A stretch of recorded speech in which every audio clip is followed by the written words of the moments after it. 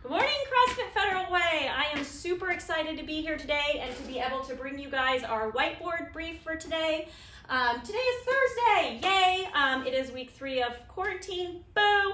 But let's go ahead and start off the day on a positive note by getting our WOD started. So, today's WOD is going to be 4 rounds. It's going to be 4 3-minute rounds with 90-second pause or rest in between rounds. It's going to consist of 3 separate movements. So let me go ahead and start with that piece. You're going to start the WOD with 3 handstand push-ups. You will then do 6 backpack bent over rows and 9 backpack push jerks, excuse me. You will then do 6 handstand push-ups. You'll increase those backpack bent over rows to 9, and then you will also increase those backpack push jerks to 12.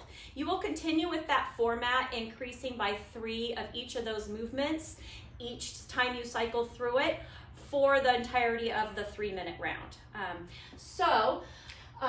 Once that 3 minutes is up, you're going to stop where you're at. You'll rest 90 seconds, but the only thing that we're going to do a little differently today than we've done in the past is you are going to start back up where you left off. So for instance, if I finish my 9 backpack push jerks during that first round, but I don't quite make it here, I'm going to pick up where I left off here and start with the 6. We're not going to go all the way back to the top and start at the beginning, okay?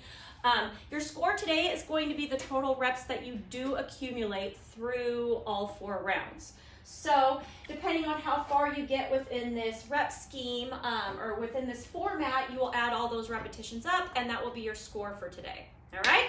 So let's go ahead and talk about movement standards. Handstand push-ups. I know a lot of you have them. I know a lot of us don't have them. I will go over the RX version of our handstand push-up, and then I will obviously go over some scaling options as well for these. Handstand push-ups, if you have a wall you can kick up to on the house, somewhere on your house, either indoors or out, you will want to find a nice open space to do so. Going to go ahead and kick up onto the wall. Your handstand push-up's going to start with those arms completely locked out. You're then going to lower the head down to the flat surface. You can either kip these or you can do them strict. I myself will kip them, and you will finish with those arms locked out at the top. Okay, so that is our handstand push-up. Scaling options for this.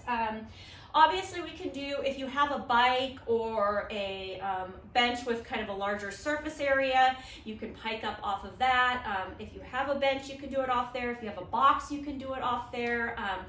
Or another version would be just a pike up off the floor. So for these, obviously the closer my hands are to my feet, the harder it's going to be. But what you want to think about is getting the top of that head all the way down to the ground and pushing back up. See, for me, that was even a bit challenging, so I would go maybe here and all the way back up, okay?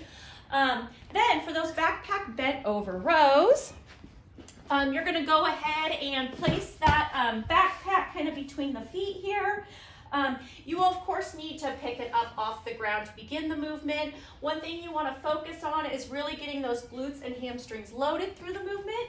You will kind of pick it up so that you're still in this bent over position, but that you have a nice neutral spine, and you're just going to bring it up to the chest and back down, extending those arms. So really squeezing those lats at the top and back down. Okay, so that is our backpack bent over row.